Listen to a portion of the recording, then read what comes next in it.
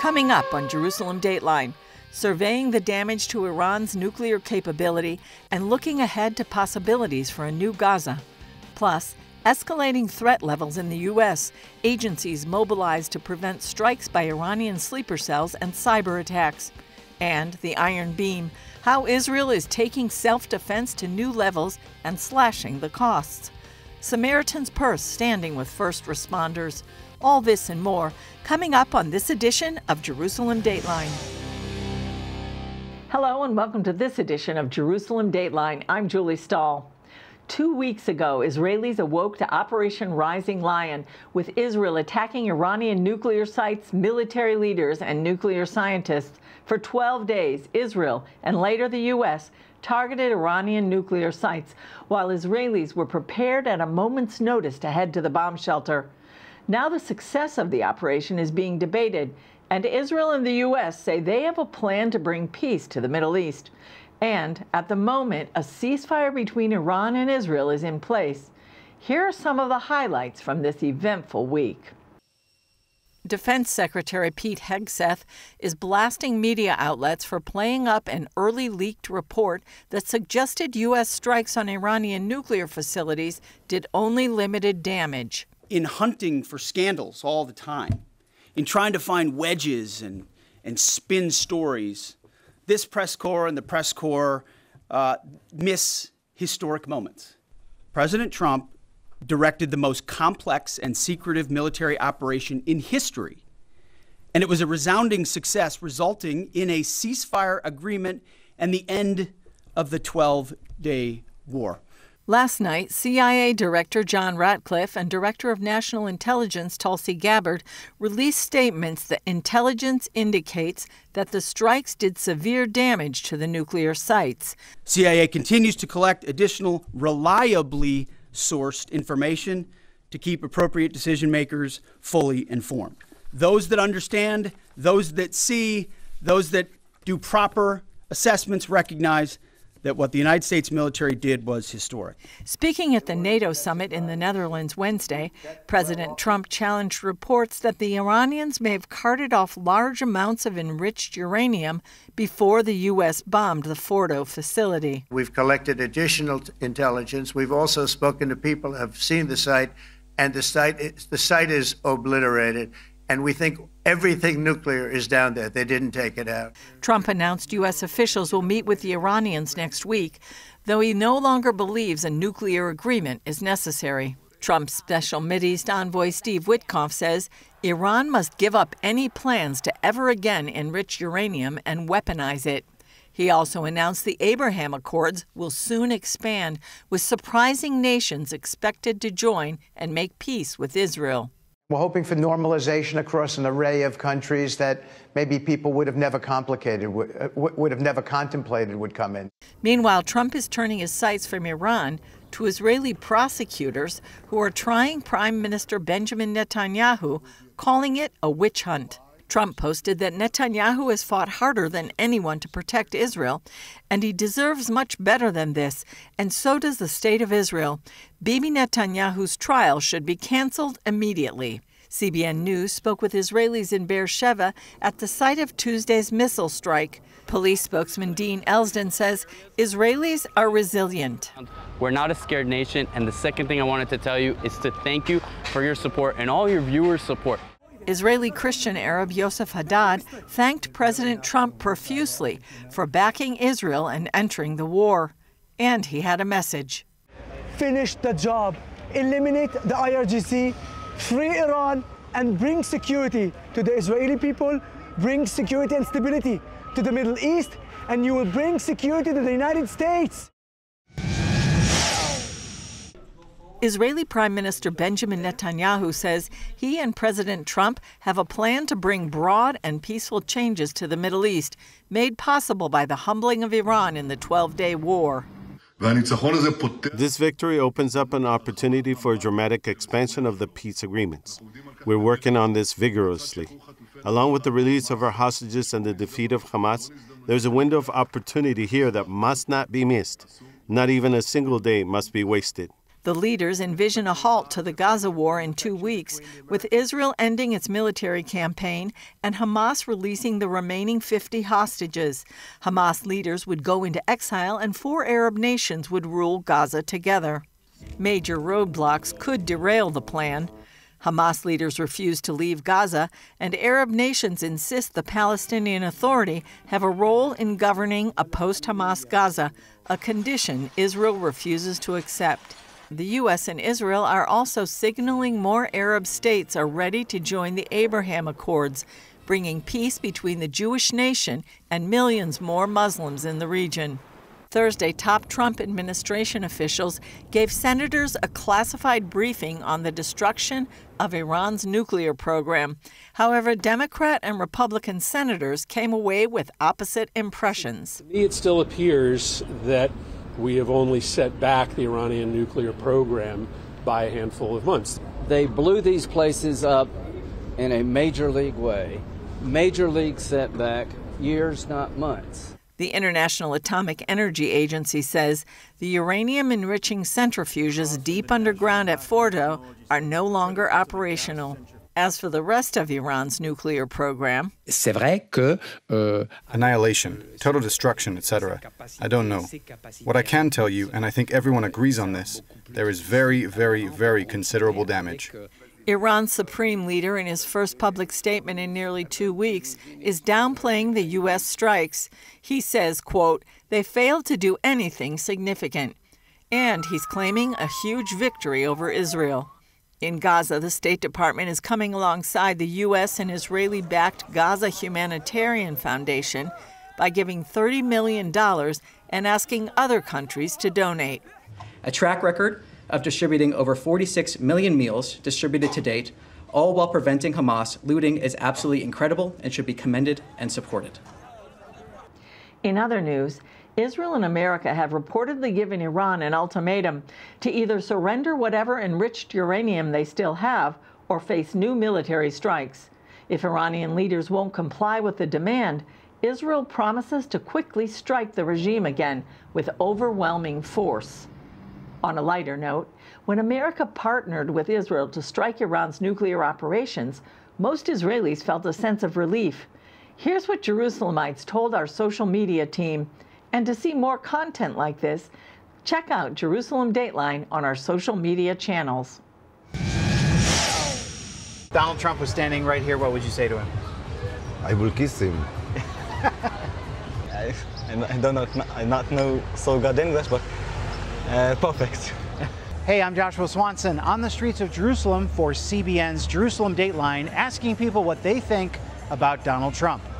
You're the best. I will give you a hug. Oh, that's nice. Yeah, he's the best. He might hug you back. He seems like a hugger. What would you say to him? I would say thank you for your help and keep it going. Thank him for what he's doing. He's being supportive of Israel, even though there's all the flack that he's getting from everybody else about whether he should have joined or shouldn't have joined. I don't know why that's really a conversation. Thank you. I'm an American. I voted for Donald Trump. And I'm glad they got involved because it's always helpful to have a bigger guy that has your back. You know what I'm saying? We're not exactly the biggest guy. I'm glad something's happening for Israel finally. And I mean, we're here, so every day you feel like the differences and levels of restriction. So like you see the impact right away of what's happening and how America's getting involved and then what happens here. So it definitely made things a little tighter, but we're hoping long term that means that things are going to get better. But it should make more, you know what I mean? Do more. Because if not next 10, 15 years, it will be beginning back. Yeah. Do you feel safer here in Israel now? Yeah, of course. Yeah, he's good, he's good. It's the best thing he did. Have you seen a change in Israel since Trump entered the war? No, the people like him. You can see the people love Trump and they support him, but listen, it's not enough. You see, still in the morning we have bombs, you know. Yeah, I don't know. Do you feel safe? I would say like Trump just has to get his hands on everything, but it's cute. It's nice. Very cute of him. It's cute. That's the best. That is the best political description I've heard all day. It's like a lot of words to describe this, but like in one word, cute. Cute. In one word, Donald Trump, cute. For sure. Did you feel a shift after the U.S. got involved in the war? Yeah, definitely. Like, it felt like it was being taken more seriously and that people got that this is like a really big deal. When you're in America, it feels kind of distant and not as scary. And then, like, this is our first time here in the war because we're just visiting. So, yeah, you realize how intense it is. Do you feel better now that Donald Trump... Yeah. Biden is the... Yeah, a lot better? Yeah, better. God bless America. America's Operation Midnight Hammer may have been effective in helping destroy Iran's nuclear sites, but it's also increased the threat for retaliation in the U.S. CBN News' Dale Hurd reports on how American security agencies are preparing.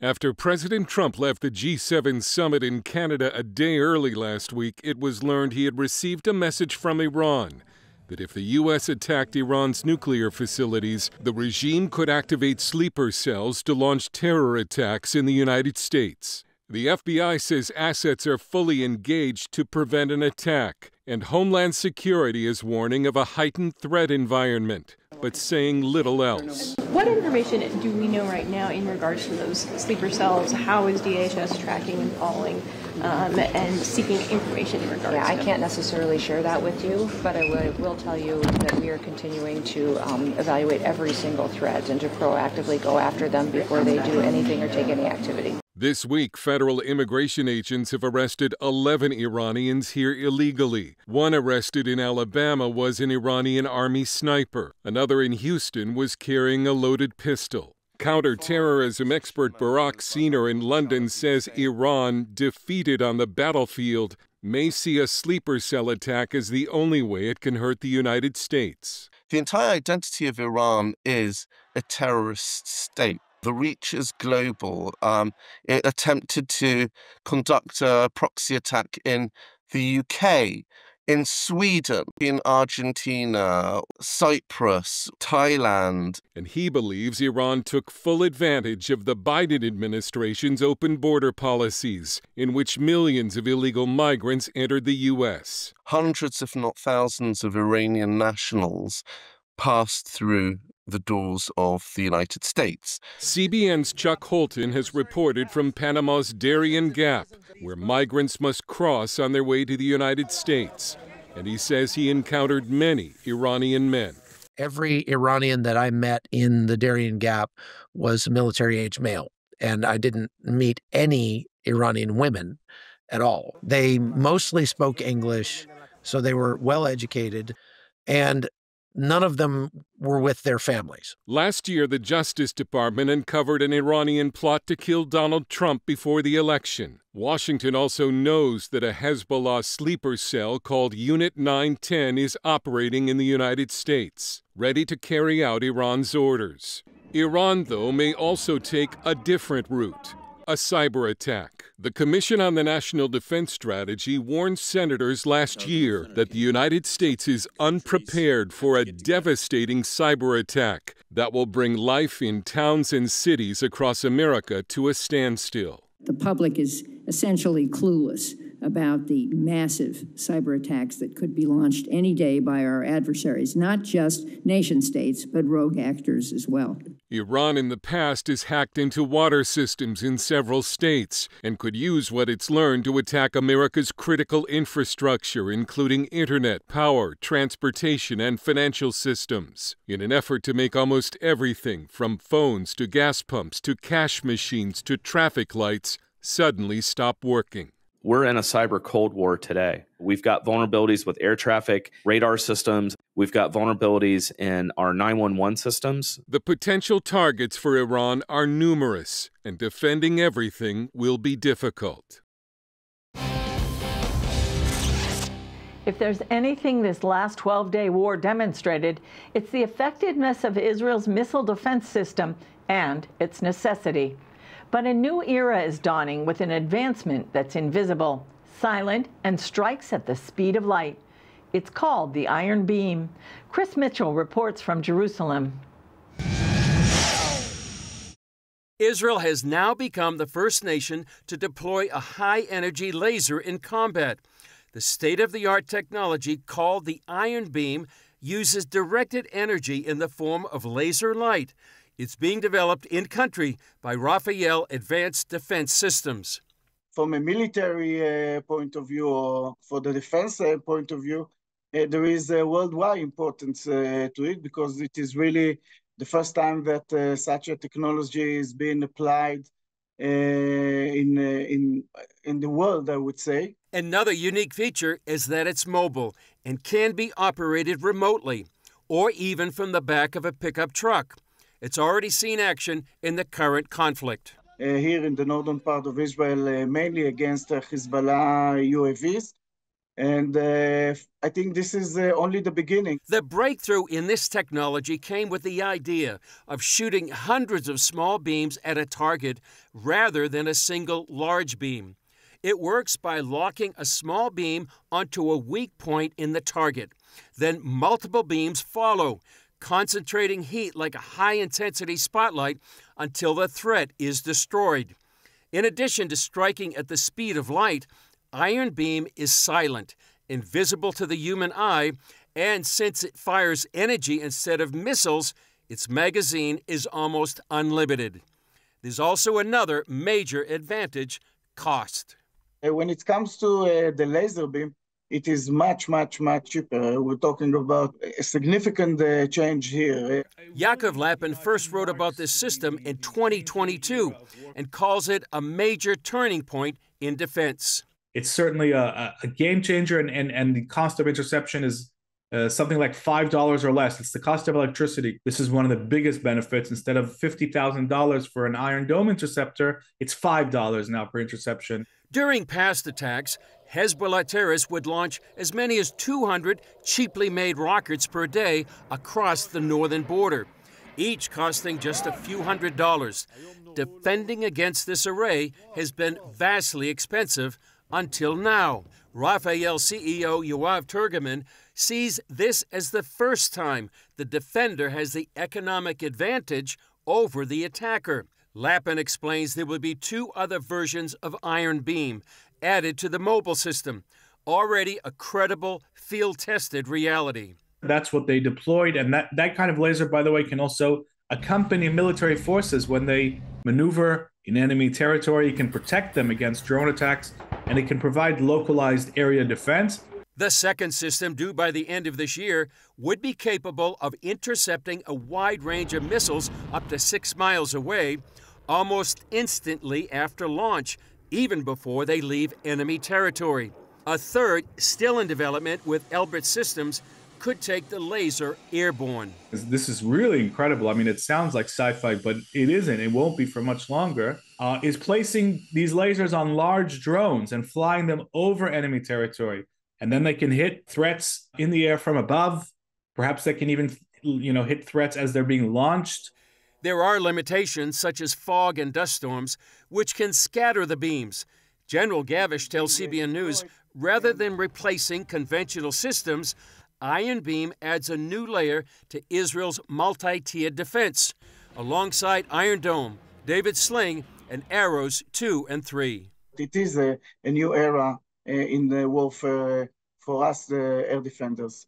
While countries such as the U.S., China, Germany, and Japan are experimenting with laser technology, only Rafael's Iron Beam has proven itself in combat. Chris Mitchell, CBN News, Jerusalem. One aspect of the October 7th massacres that didn't get much coverage was the targeting of first responders. As Chris Mitchell reports from Jerusalem, 2 Christian ministries have made it their mission to restore a fleet of ambulances to Israel's key rescue service, Magen David Adom. Take a look. During the deadly invasion and assault, Hamas destroyed 14 Magen David Adom ambulances while also killing a number of its rescue workers. At 6:29, alarms started to turn on, and Ronan immediately called Magen David Adom and asked, "Where am I stationed? Where should I go?" That morning, Karina Engel's husband Ronan left his family to join the response and rescue effort. He told us to enter the safe room, and it was the last time we saw Ronan. Hamas murdered Ronan and took his body into Gaza. They also kidnapped Karina and her 2 daughters, who were released in the first hostage deal.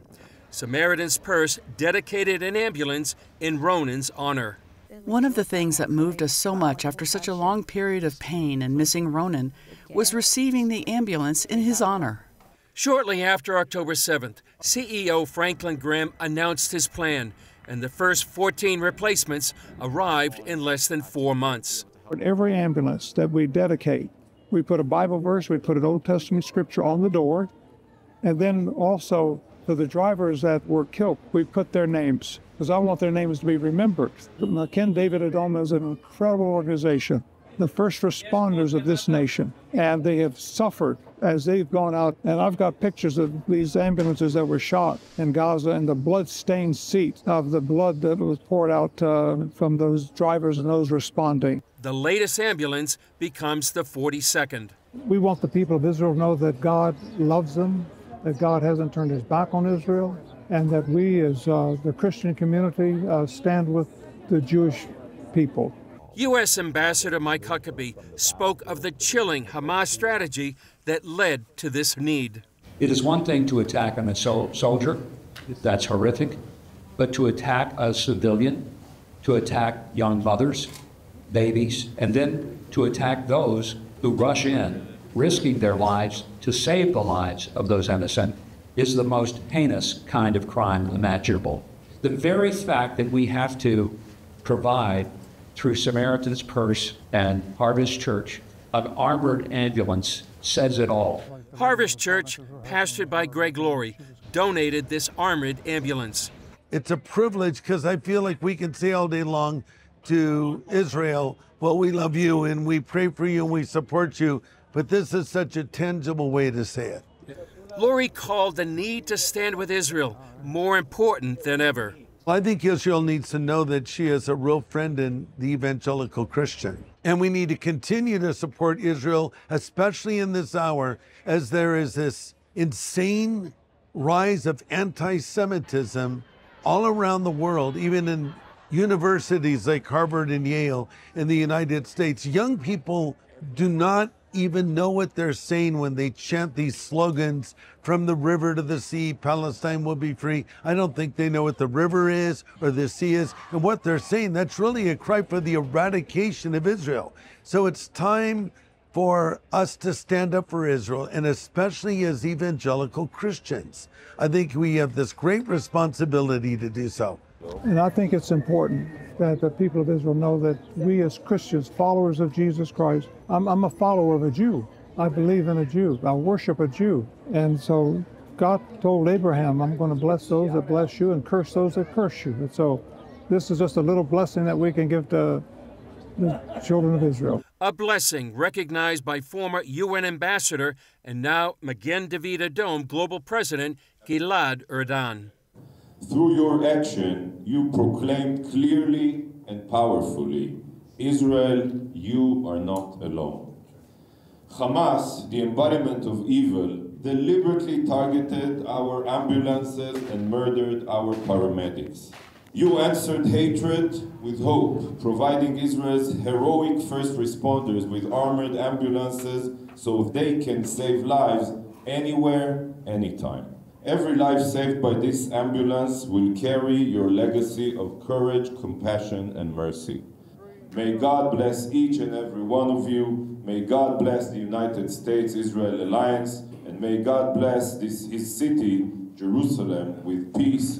Chris Mitchell, CBN News, Jerusalem. That's all for this edition of Jerusalem Dateline. Thanks for joining us. Remember, you can join us on social media and access CBN content on our CBN News and other CBN apps. Please keep praying for the peace of Jerusalem and for the remaining hostages in Gaza, that they could all come home safely. And remember, the God that watches over Israel and you and me neither slumbers nor sleeps. I'm Julie Stahl. For all of us here at the Jerusalem Bureau, we'll see you next time on Jerusalem Dateline.